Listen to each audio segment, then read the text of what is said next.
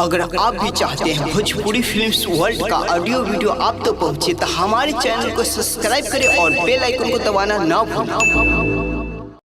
आई भैया, बिहार के मुजफ्फरपुर जिला के कांटी गांव में घटल सही घटना के आप सबके गीत के माध्यम से परोस रहल बानी। एगो प्रेमी अपना प्रेमिका से मिले गईले तो प्रेमिका के परिजन लोग वो लड़का के मार के अपना गेट पर जला दिले बा। सुनी गीत के पूरा सच्चाई गीत के माध्यम से। म्यूजिक बाय संजय प्रेमी। केहू के ठीक नाही लागल तरीका ऐसन तोहर करल जान। केहू के ठीक नाही लागल तरीका ऐसन तोहर करल जान। प्यार में दीवाना के दिलू तू मुआई, दुआरा पलास तोहरा जरल जान। प्यार में दीवाना के दिलू तू मुआई, दुआरा पलास तोहरा जरल जान।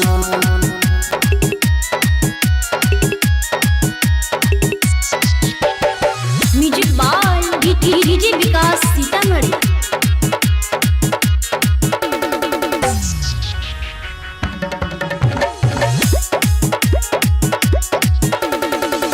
फोन करके तू ही रहलू बोलैले आ तब काहे भाई अपना बाप के बतैले। फोन करके तू ही रहलू बोलैले आ तब काहे भाई अपना बाप के बतैले। बड़ी बेरहमी से कतल कइलस, देखी के दिल नहीं डरल जान। प्यार में दीवाना के दिलू तू मुआई, दुआरा पलास तोहरा जरल जान। प्यार में दीवाना के दिलू तू मुआई, दुआरा पलास तोहरा जरल जान।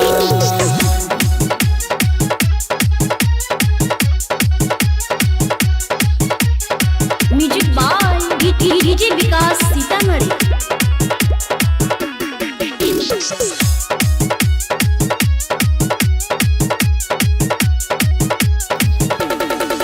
कब तक एने ओने भागिए के जियबू, झूठा रहे प्यार ही से तू नहीं मुआलू।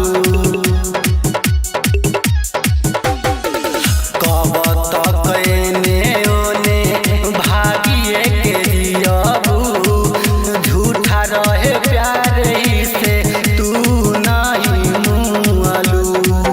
संजय शराबी प्रेमी मुँह के सकहे, कैसे के राते नीना पड़ल जान।